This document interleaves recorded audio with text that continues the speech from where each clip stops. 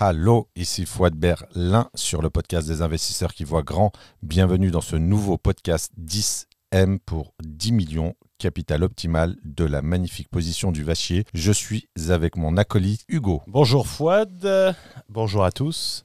LMP, stratégie de gagne petit. C'est le titre de ce 6e podcast dans lequel on va parler, après le mode d'exploitation qui était la location courte durée sur le dernier podcast, on va parler de statut fiscal de la LMNP. Ça plaît énormément aux gens. Mais commençons par un extrait d'un futur pur sang, du moins je l'espère, dont on ignore la date de sortie à cause du perfectionnisme de son auteur. Auteur que nous avons l'immense plaisir d'avoir avec nous sur ce podcast. Parle-nous du syndrome de Panurge. Alors, je vous fais une petite lecture en exclusivité sur un des passages qui traite de ce que j'appelle le dogme de la location meublée non professionnelle.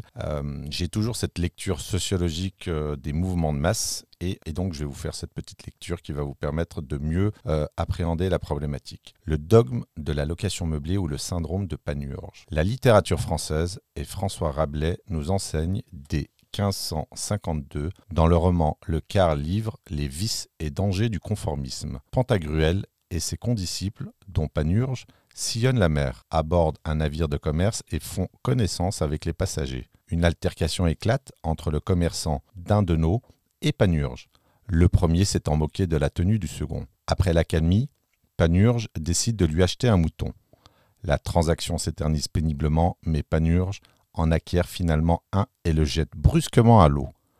Aussitôt, le reste du troupeau va rejoindre son semblable, emportant sur son passage d'Indenau et les autres bergers qui tentent de les retenir en s'accrochant à eux. L'expression tirée de cet épisode désigne aujourd'hui ceux qui suivent aveuglément les autres. Donc voilà le passage. Et pourquoi est-ce que j'ai écrit ça ? Parce que, en ma qualité de sociologue, je suis stupéfait de constater que ce biais de conformité a frappé des dizaines, voire des centaines de milliers de nouveaux investisseurs immobiliers qui achètent machinalement un mode d'exploitation, un statut juridique et un régime fiscal, le régime de la location meublée non professionnelle. Et on va essayer de vous démontrer pourquoi c'est une erreur concernant les investisseurs ambitieux. Merci Fouad, j'espère que ce livre sera mieux écrit que tu ne l'as lu. Désolé.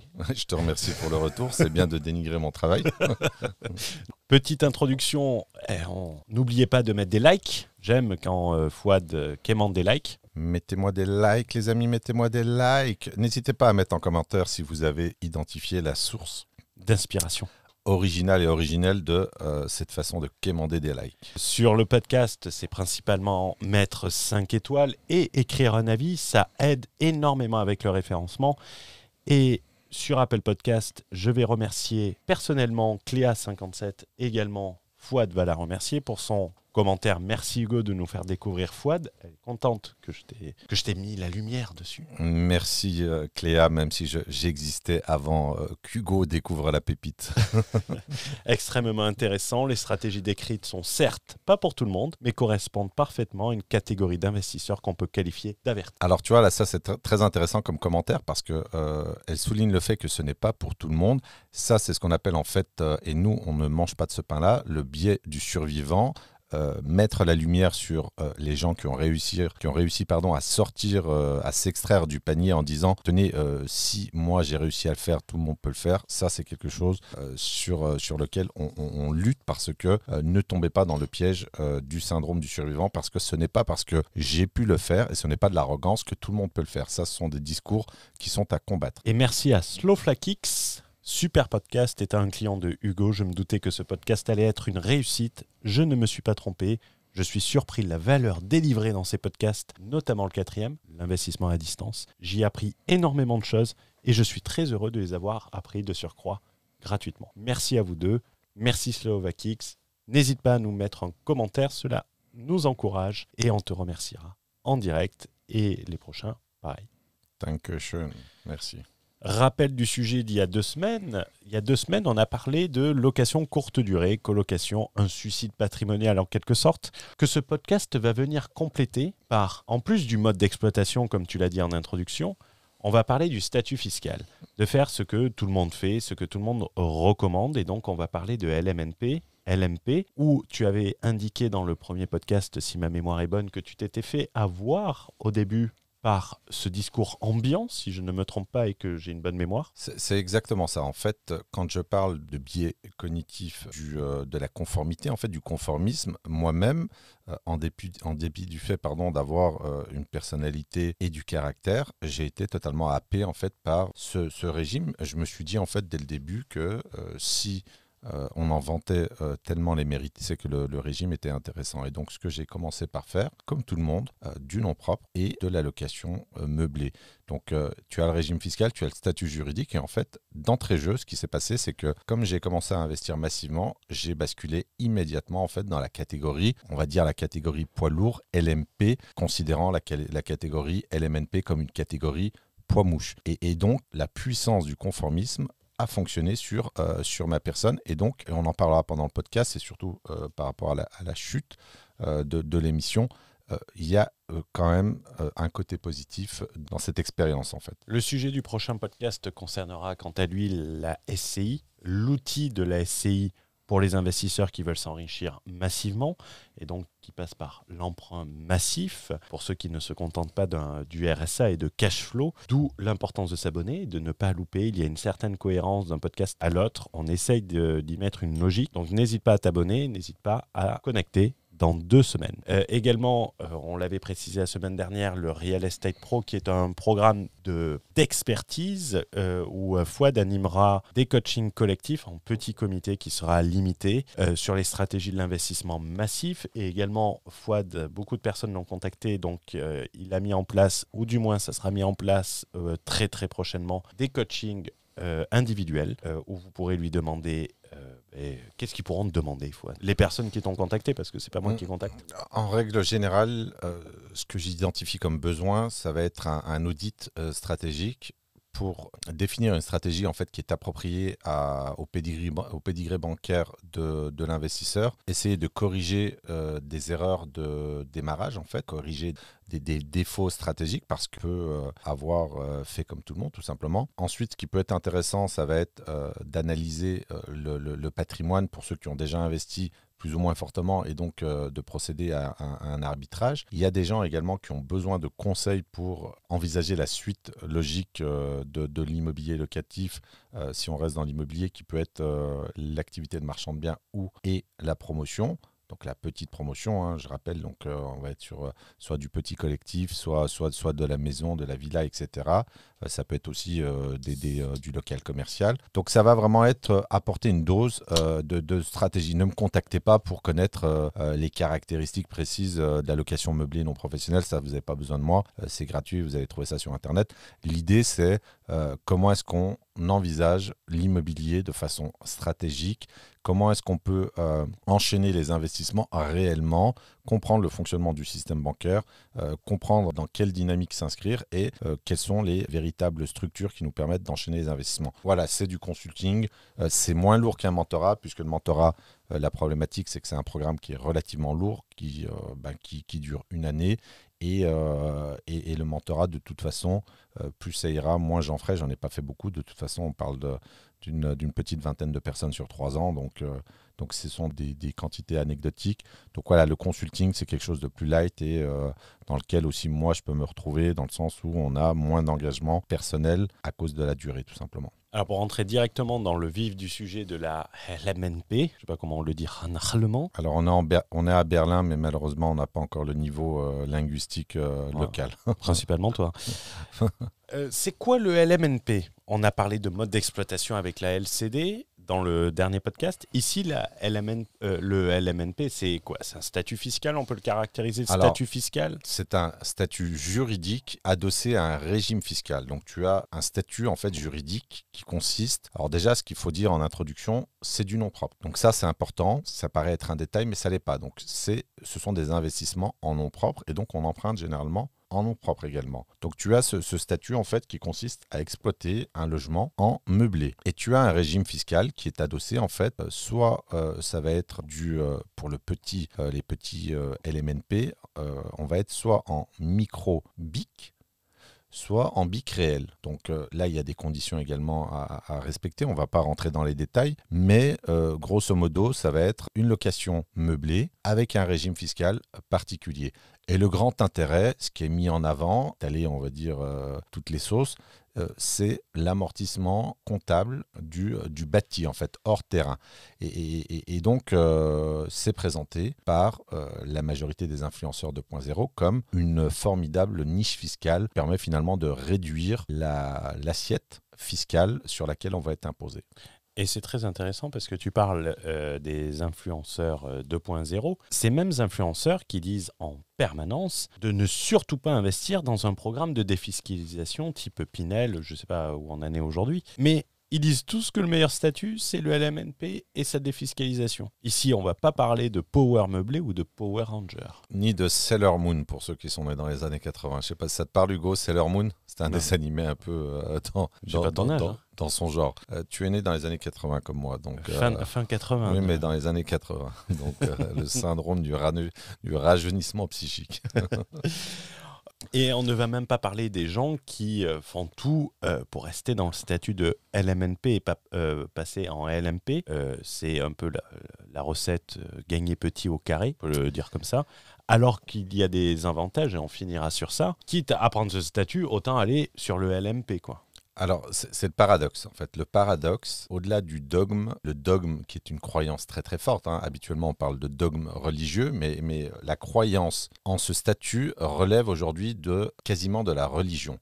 C'est-à-dire qu'au-delà du dogme, de la position dogmatique que va adopter la centaine de milliers, et je pèse mes mots, hein, on parle de 100 ou peut-être de 200 000 personnes qui vont chercher à épouser ce statut. La problématique, tu as cette volonté farouche de vouloir faire du LMNP. Première problématique qui est devenue une fin en soi, en fait, c'est-à-dire que la location meublée non professionnelle est devenue l'objectif même de l'investisseur, qui finalement fait abstraction quelque part des conditions du marché, de la qualité de l'opportunité, et va aller chercher un statut juridique et un régime fiscal. Et un cash flow. Alors, on en parlera, tu auras également un cash flow, puisque si on joue un petit peu sur la fiscalité, l'objectif c'est d'augmenter le rendement. Deuxième problématique, on va dire deuxième constat sociologique, c'est que ces mêmes personnes qui vont se ruer sur la location meublée vont tout faire pour ne pas basculer dans la catégorie poids lourd, donc location meublée professionnelle. Et je le constate, alors je ne vais pas dire tous les jours, mais sur les forums immobiliers, le nombre de personnes qui vont aller se brider en disant là j'arrête les investissements parce que je ne veux pas passer LMP. Et c'est marrant parce que tu fais tout pour intégrer un statut et un régime fiscal particulier et ensuite tu fais tout pour ne pas basculer dans la catégorie professionnelle. Et je te pose la question, pourquoi, Hugo, à ton avis, les gens ne veulent pas passer LMP? Par ignorance et parce que les personnes qui leur ont enseigné ne font pas réellement de ça. Ils gagnent de l'argent en immobilier, mais de la vente de formation immobilière peut-être? Non, c'est pas le motif en fait. Tu pouvais pas dire en partie, tu vois, pour laisser un peu... Non, tu as dit que ma lecture n'était pas agréable alors que je l'ai trouvée remarquable, mais non, c'est pas la raison. Ce n'est pas la raison. Et là, ça va être un autre constat sociologique. Le fait que la foule s'est jetée en fait sur la location meublée a purement et simplement fait bouger les lignes fiscales et sociales du régime. C'est-à-dire que le législateur a constaté que une quantité phénoménale d'investisseurs a adopté finalement ce régime fiscal et donc a décidé d'en modifier les règles. Et ce qui se passe, c'est qu'en fait, ton résultat en location meublée professionnelle est assujetti, alors je ne sais pas si c'est le terme exact, mais en tout cas est soumis à cotisation sociale. Grosso modo, de mémoire, c'est 35%, c'est-à-dire qu'en LMP, tu vas payer 35% sur ton résultat en cotisation sociale. Et donc là, s'il y a du cash flow, il est totalement aspiré en fait par cette nouvelle obligation, c'est-à-dire que tu es affilié au régime des indépendants, SSI, il me semble. RSI. Non, anciennement, c'est le régime social des indépendants. Le RSI, ça a changé, ça a été aboli.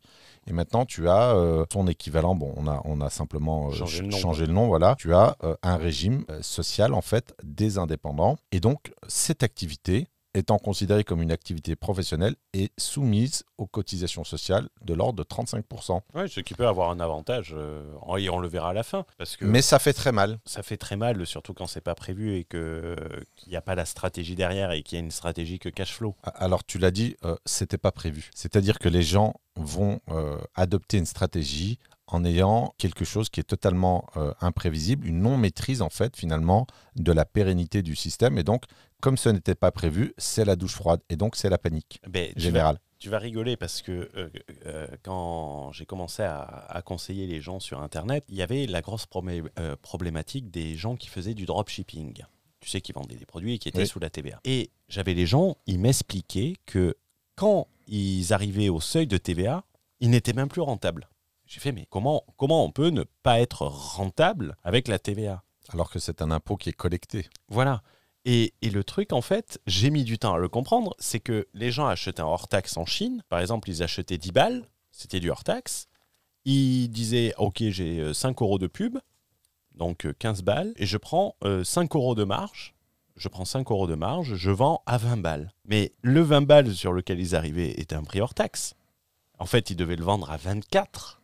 Et quand la TVA est arrivée, ils sont passés de 5 balles de marge à 1,66 €. Parce qu'ils n'avaient pas calculé à la base. Je pense que ça doit être à peu près pareil. Mais aurais-tu des exemples de grands investisseurs structurés en LMNP ou LMP ? Parce qu'en LMNP, si je me trompe, tu as un SIRET par établissement, par bien acheté, non ? Alors c'est une contradiction à mon sens. Tu fais du nom propre et tu as un SIRET. Tu as même plusieurs SIRET, en fait un SIRET par établissement. Et pour répondre à ta question, non, je ne connais pas de gros investisseurs investissant dans ce statut en ayant bâti des véritables empires immobiliers. Alors regardons ça. Ah ben, je vois pas de Bernard Arnault. Alors, pas de Bernard Arnault, Michel Ohaillon. Michel Ohaillon, ça on va le retrouver sur le tribunal de commerce. Oui, mais Michel Ohaillon, il a bâti sa fortune initialement et ça a été un effet de levier. Après, il y a encore un autre débat sur sa capacité à redresser des boîtes hors immobilier. Mais Michel Ohaillon a bâti un patrimoine colossal en immobilier sur Bordeaux. 700 millions. Je crois que c'est dans ces eaux-là, plusieurs centaines de millions d'euros. Il n'a pas fait avec du LMP. Eh ben non, il ne l'a pas fait en LMNP pour des questions de limites légales, d'ambition et surtout de financement immobilier, notamment de financement professionnel, mais on va en parler. C'est pas parce qu'il n'avait pas eu la chance de suivre une formation d'un formateur spécialisé. Alors il a eu la chance de ne pas suivre la formation puisque on parle des années 90, donc il n'était pas, ces gens-là n'existaient pas encore. Il a eu de la chance. Alors, on a dit une stratégie de gain petit en référence à la région franche-comtoise. Alors c'est franc-comtoise. Franc-comtoise. Région du Comté, magnifique région qui produit le meilleur fromage au monde. Je suis pas d'accord, mais bon, on passera sur ça. Le Comté existe depuis 800 ans. Oui, il y a d'autres choses. La Lada existe depuis des années, ça n'en fait pas pour autant une bonne voiture. Je vois qu'on va avoir un discours qui va plaire aux Tchétchènes et aux Russes. Voilà. C'est Renault, de mémoire, qui fabriquait les Dacia. Bon, bref, c'est... Alors, pourquoi, pour moi, en tant que débutant, cela n'est pas une stratégie optimale ? Alors, je ne vais pas tomber dans les faits, vu que tout le monde le fait et que tout le monde est idiot, en fait, il faut faire le contraire de la masse. Généralement, ça en dit beaucoup en bourse. Tu vois, 95% des gens sont longs et c'est là que le marché se casse la gueule. C'est pas pour ça, mais moi je le place plus sur un aspect bancaire. En le plaçant sur un aspect bancaire, et on en a parlé dans le dernier podcast, c'est que lorsque tes revenus du LMP et tout ça vont être de la location meublée, de la location vont être supérieurs à tes revenus d'activité, ça va détériorer ton profil emprunteur et que tu n'as pas la possibilité d'encapsuler ce revenu. Et contrairement à ce qu'on peut penser, les gens pourraient se dire « Ouais, mais si j'ai 5 000 € supplémentaires de revenus de location, ça va me booster ma capacité d'emprunt. » Va voir ton banquier avec ça et tu verras ce que ça booste. Ça va surtout booster le refus. Alors, tu as raison sur ce point-là, c'est complètement contre-intuitif et c'est même irrationnel, c'est-à-dire que et la logique, en fait, la logique à la base, la logique financière est bonne. Le fait d'augmenter ses revenus, que ce soit des revenus issus du locatif immobilier, donc que ce soit de l'activité meublée ou autre, à partir du moment où le montant de tes revenus locatifs est supérieur à tes revenus du travail, aux revenus de ta force de travail, eh bien c'est quelque chose qui est extrêmement problématique pour les sociétés de cautionnement et pour le cartel bancaire. Ça signifie que tu envoies un signal extrêmement fort qui consiste à dire « je flirte avec l'alternative financière », c'est-à-dire qu'éventuellement, je n'ai plus besoin de travailler en tant que salarié qui est le meilleur statut pour emprunter. C'est-à-dire que avoir le CDI et les fiches de paye, c'est ce qui est principalement apprécié par les banques. Et donc, c'est totalement irrationnel et contre-intuitif la façon de penser du cartel bancaire. C'est-à-dire que si tu as des revenus de tes locations, donc supérieurs aux revenus du travail, là, tu allumes un warning au rouge. Et donc, tu dégrades ton scoring bancaire et tu augmentes finalement les probabilités de refus de prêt sur tes prochains investissements immobiliers. Et en fait, ça fait un petit parallèle volontairement involontaire sur le rôle de l'investisseur immobilier, c'est de sécuriser l'encours bancaire. On en a parlé également sur le mode d'exploitation de la LCD, qu'il faut sécuriser l'encours bancaire. C'est un peu pareil avec le LMNP, parce que la fiscalité doit être au service de la sécurisation de ton encours bancaire. Alors la fiscalité, on rappelle que la fiscalité, c'est encore une autre contradiction pour moi, c'est que tu as une fiscalité qui est censée être une fiscalité de professionnel, ou dans le sens où tu as une fiscalité qui va relever d'une activité commerciale, et au final tu as une fiscalité qui va relever in fine en fait de ton nom propre. Et ça c'est très problématique, c'est-à-dire que tu ne peux pas aujourd'hui te permettre, de mon point de vue évidemment, tu ne peux pas te permettre, si on rappelle l'unité de compte de mesure du podcast, qui est le 1 million d'euros, tu ne peux pas te permettre en fait d'avoir une forme d'instabilité, comme je l'ai dit il y a quelques minutes, c'est-à-dire d'avoir en fait un choc fiscal et social, c'est-à-dire qu'on va te pondre, le législateur va te pondre une mesure en t'expliquant qu'aujourd'hui ton régime fiscal change, ton résultat va être soumis à cotisation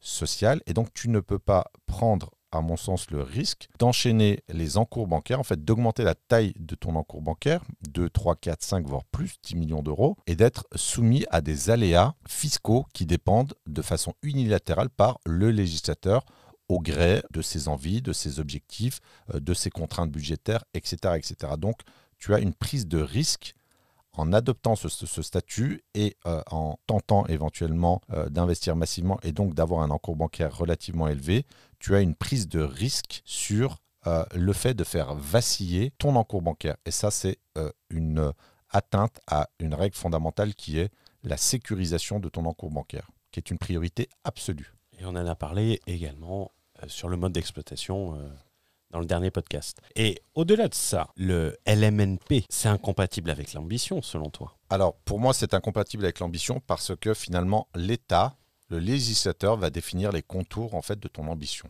On va t'expliquer. Alors, disons qu'on va partir d'un principe qui est conforme à la réalité. Je souhaite rester dans la catégorie poids-plume. Poids-mouche, du gagne petit. Dans la catégorie du gagne petit. Alors, j'avais une autre expression en Franche-Comté, on va parler également de manche petit. Donc, dans le sud-ouest, on dit mange merde. Bon, ça, c'est encore autre chose. C'est différent. Le manche petit ou le gagne petit n'est pas forcément un mange merde, mais on va pas débattre sur la sémantique. La problématique, c'est que si tu souhaites lutter pour rester dans la catégorie LMNP, qu'est-ce qui va se passer? Tu vas caper finalement ton ambition. Pourquoi? Parce que tu as des conditions extrêmement strictes. Tu dois pas remplir les deux conditions qui vont te faire basculer en location meublée professionnelle, c'est-à-dire dépasser les revenus de la location meublée de plus de 23 000 euros et avoir en fait tes revenus commerciaux meublés qui ne dépassent pas plus de 50% de tes revenus totaux. Finalement, c'est-à-dire que tu vas avoir des revenus meublés qui vont être supérieurs à tes revenus du travail. Et donc, tu vas finalement, alors à moins d'augmenter tes revenus du travail. Oui, si tu les mets à 300 000 euros. Mais si tu es salarié et que tu ne peux pas piloter ta rémunération, ça va être problématique. Tes seules marges de manœuvre, c'est de quémander quelque part une augmentation de salaire en fin d'année. Donc on parle de quelques points d'augmentation. Et ça, finalement, ce n'est pas suffisant pour piloter ta rémunération. Donc qu'est-ce qui va se passer? Volontairement, tu vas brider en fait tes investissements pour rester dans cette catégorie. Et donc ça, finalement, tu signes quelque part une espèce d'arrêt de mort en fait sur ton ambition. Tu vas caper, tu vas décider de... Alors quand je dis caper, c'est ultra capé. De quoi on parle 23 000 euros? On parle de quelques studios mis en location meublés par mois. On parle de... ça fait 2 000 par mois. à Paris, un studio, c'est 500-600 euros. On parle de 3-4 studios, donc ce n'est pas quelque chose qui est extrêmement important. Et ça, c'est problématique. Donc pour moi, ça, c'est une atteinte à l'ambition intrinsèque et légitime que peut avoir un investisseur immobilier. Et de là naît en fait une question de sous-dimensionnement. Et on en avait parlé dans l'épisode 3, qu'on avait intitulé « Rêver du million n'est pas si ambitieux », où on traitait de la qualité requise, voire indispensable. Enfin, c'est toi qui abordais ce problème pour investir massivement. Et le sous-dimensionnement était la première raison d'échec en immobilier. Ce qu'on qualifie d'échec, c'est les personnes qui se prétendent investisseurs immobiliers et qui vont être obligées de s'arrêter à 4 studios, quoi. Alors, j'ai sur les coachings que je fais sur une académie et tous les coachings que j'ai pu faire, en fait, ce que j'observe également, c'est que parfois, d'où la puissance en fait du conformisme, tu as des gens qui ont un profil bancaire très intéressant. Ça va être de la profession libérale, du cadre supérieur, etc. Des gens qui vont émarger à 150, 200 000 euros par an, voire plus. Et ces gens-là veulent quand même faire du meublé. Donc finalement, en fait, tu as cette problématique qui va en engendrer une deuxième qui est le sous-dimensionnement. C'est-à-dire que, alors, c'est rare d'avoir en fait un surdimensionnement. La problématique générale, en règle générale, la problématique principale, c'est le sous-dimensionnement. Donc, tu vas avoir quelqu'un finalement qui a un potentiel d'investissement relativement important, donc en millions d'euros, et finalement qui va caper sa stratégie d'investissement parce qu'il va être limité fiscalement par les règles de la location meublée. Et donc, quelque part, c'est du gâchis, c'est-à-dire que c'est quand même dommage parce que tu es atteint d'un biais fiscal qu'on t'a survendu sur les réseaux sociaux. C'est quand même dommage de venir déjà d'une part investir avec les mauvais supports, les mauvaises stratégies, les mauvais supports juridiques, et en plus, double sanction d'être limité, d'être bridé dans ces investissements alors que tu peux faire largement plus. Alors, je fais une recherche en même temps sur les mails et en fait, tu vois, j'ai tapé dans la... Tu sais, j'ai une adresse mail de recherche, qu'on appelle, c'est Tougan qui m'avait dit ça, c'est une boîte mail poubelle où je reçois toutes les newsletters. J'ai tapé immobilier et impôts dans cette newsletter. Premier mail, il y a 3 jours, jusqu'à 40 fois moins d'impôts. Le secret du top 1 en immobilier. Créer une SCI à l'IR pour ne pas payer d'impôts avec les travaux. Frédéric, la fiscalité immobilière, ne payer aucun impôt, c'est possible. Voilà. Je ne vais même pas aller plus loin. Et se pose également, au-delà de ça, la question du coût d'opportunité qu'on a vu également dans le dernier podcast, parce qu'en LMNP, peut-être que je me trompe, mais tu peux pas faire du commercial en LMNP. C'est ironique. Hein. Alors, très très bonne question, en fait, très bonne remarque. Le problème, en fait, que quand tu es focalisé, en fait, ultra focalisé sur une niche fiscale, ce qui va se passer, en fait, c'est que tu vas rester, en fait, sur des opportunités qui sont acceptables, en fait, qui vont remplir les conditions de la niche fiscale que tu vises. Et donc là où on a un coût d'opportunité finalement patrimonial et financier de développement, on va dire de manière générale, c'est que tu vas rater en fait toutes les autres opportunités qui ne rentrent pas en fait dans ce segment. Et c'est très très problématique parce que tu as encore une autre conséquence sous-jacente, c'est que tu vas rater finalement un certain nombre, tu vas passer à côté d'un certain nombre d'outils professionnels, et notamment en termes de financement, donc de financement professionnel, qui vont t'empêcher finalement d'avancer, de développer en cohérence ton patrimoine immobilier. Donc, en mathématiques, on m'a toujours appris qu'un moins associé avec un moins, ça faisait un plus. Donc, si on fait du LMNP avec de la location courte durée, c'est le cocktail détonnant ou c'est le suicide patrimonial ? C'est quelque chose qui est doublement problématique pour moi. Donc, tu as des gens qui ont... Alors, je pense qu'ils ne sont peut-être pas majoritaires, mais ça reste quand même significatif. Tu as des gens qui adoptent finalement les doubles stratégies. Parce que... en plus du régime fiscal, tu as cette obsession du rendement. L'obsession du rendement, en fait, elle est attaquée en fait sous 2 angles, soit par le biais de la fiscalité, baisser sa fiscalité, soit augmenter par l'activité commerciale, par l'intensité de l'activité commerciale, augmenter ses performances commerciales, et ça passe notamment par la LCD, sur des modes d'exploitation dits agressifs, que ce soit la colocation ou la LCD. Parlons maintenant de la forme la plus noble, quitte à faire du nom propre, autant aller sur du LMP directement. La forme la plus noble ou la moins miséreuse. Le LMP, c'est quoi le LMP concrètement ? C'est la location meublée professionnelle, mais moi, c'est celui qui a dépassé le LMNP en termes de seuil. Alors ça aussi, c'est paradoxal, c'est-à-dire que le statut qu'on essaye à tout prix d'éviter est finalement le plus intéressant. Je suis moi-même loueur meublé professionnel, donc puisque j'ai basculé directement dans cette catégorie. Et contrairement aux idées reçues, c'est un statut qui est hyper intéressant. C'est-à-dire que pour rester dans la nuance, comme l'exactitude se situe dans la nuance, en fait, l'idée c'est que on n'est pas contre la location meublée non professionnelle. Ce qu'on dénonce quelque part d'un point de vue stratégique, c'est cette ultra-focalisation sur un statut qui est devenu une fin en soi. Maintenant, avoir une stratégie hybride en se disant « je constitue le plus gros de mon patrimoine par le biais de sociétés civiles, notamment immobilières, et j'ai une partie, en fait, et c'est là où il faut être très stratégique, j'ai une partie de mon activité qui va être en nom propre parce que là, pour le coup, tu as un statut, donc le statut de loueur meublé professionnel qui est hyper intéressant sur l'exonération des plus-values. Alors, l'exonération de la plus-value ou des plus-values s'il y a plusieurs ventes dans le cas d'arbitrage. Donc, tu as des conditions. Bon, tu as une plus-value long terme et une plus-value court terme. On ne va pas rentrer dans les détails parce que ce n'est pas l'objet du podcast. Mais disons que si tu as exploité ce statut, ce qui est mon cas depuis au minimum 5 ans, et si tu vends des biens en meublé, et alors il y a aussi encore des conditions de chiffre d'affaires également, je crois que c'est 90 000 € à l'année, mais tu as une exonération, quasi-exonération de la totalité de tes plus-values. Pour prendre un exemple récent, depuis 2022, donc j'arbitre une partie de mon patrimoine, et notamment la partie en nom propre. Et sur 166 000 € de plus-value réalisée en 2022, je n'ai à payer que 8 000 € de cotisation sociale. Donc c'est hyper intéressant. Donc non seulement tu ne vas pas caper, tu bascules dans la catégorie poids lourd, donc la catégorie professionnelle, donc tu ne vas pas caper tes investissements parce que quelque part tu vas accepter cette prise de poids, cette prise de masse, c'est-à-dire le fait d'aller sur la location meublée professionnelle. Mais l'avantage, c'est que en cas d'arbitrage et de plus-value, si tu as très bien acheté, tu as une quasi-exonération en fait de l'imposition sur la plus-value. Donc 8 000 € de cotisation sociale parce qu'en fait, les cotisations sociales ne sont calquées que sur l'amortissement comptable effectif qui a été réalisé. Donc, c'est très, très intéressant. 8 000 €, je rappelle que la plus-value sur la vente de biens... 36%, non ?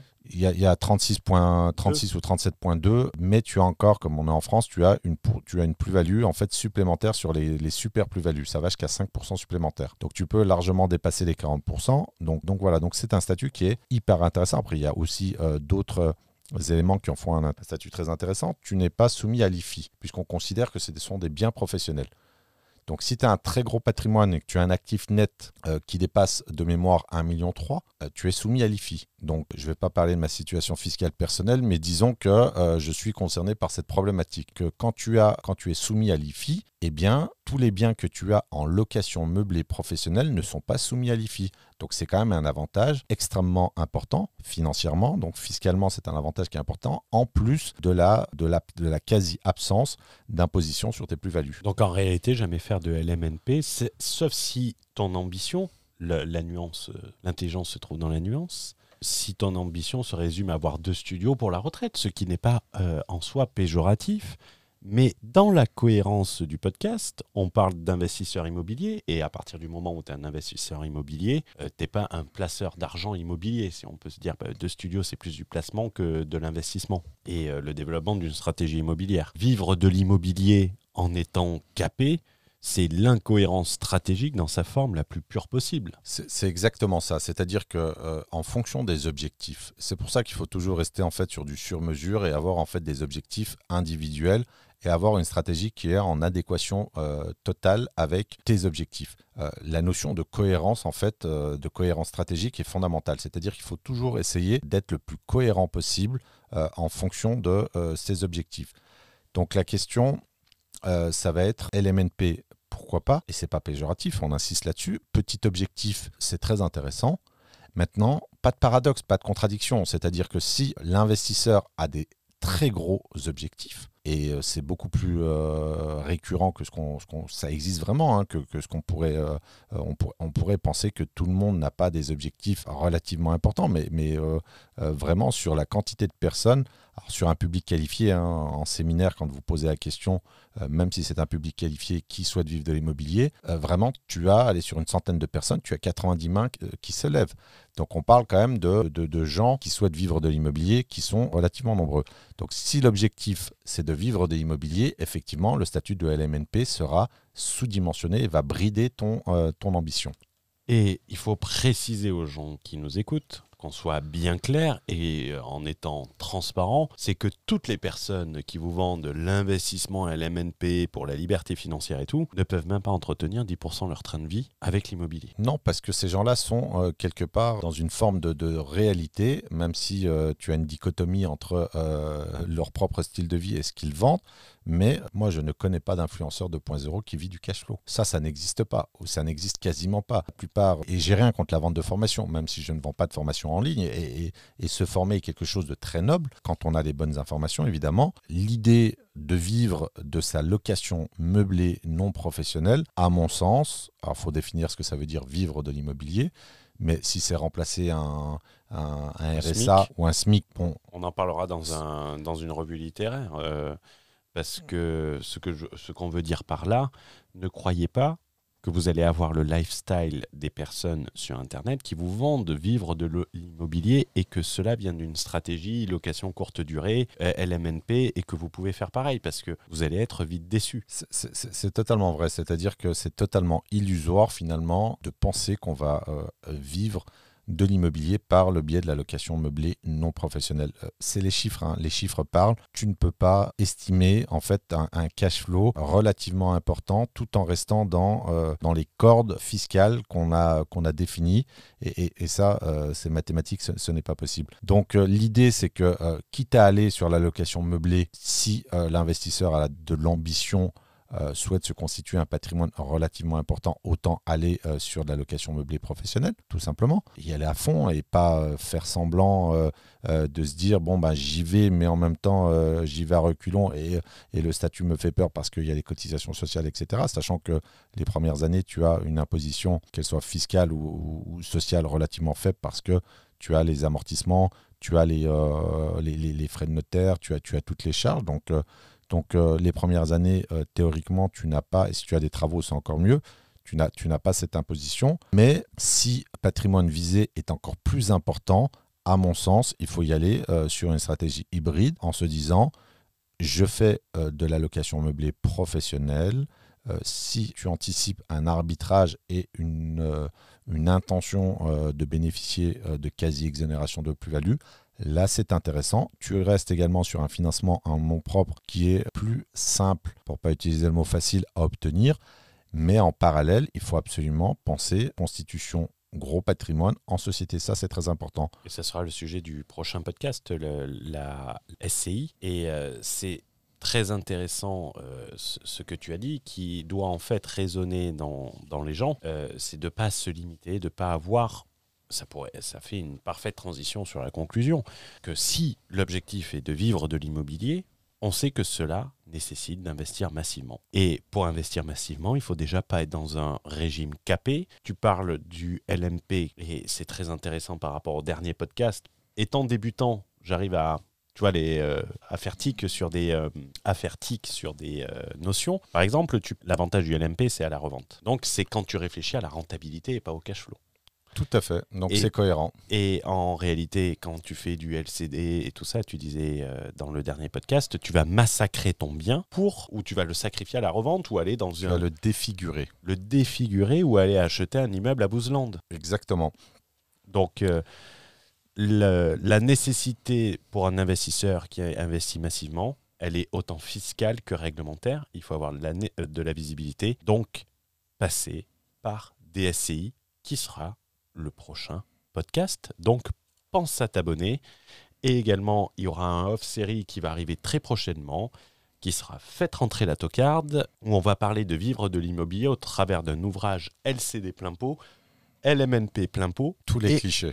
tous les clichés et on considère que vivre de l'immobilier, c'est remplacer un SMIC. C'est le niveau qui est mis. Alors, en conclusion, je dirais qu'il y a 2 mots importants à retenir. Le premier mot est la scalabilité. Alors, c'est un mot qui est tiré de l'anglais, donc c'est sa version, on va dire, francisée. La scalabilité, ça va être vraiment monter en échelle. Donc, la scalabilité, ça va être enchaîner les investissements. Ça ne passe pas par de la location meublée non professionnelle. C'est quelque chose qui est en opposition frontale.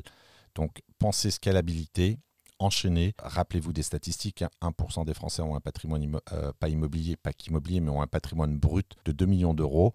La scalabilité ne s'envisage pas par l'adoption d'un statut précaire et bridé. Ça, c'est le premier point. Le deuxième point, deuxième mot à adopter est professionnalisation. Dans loueur meublé professionnel, il y a le mot professionnel, ce n'est pas par hasard.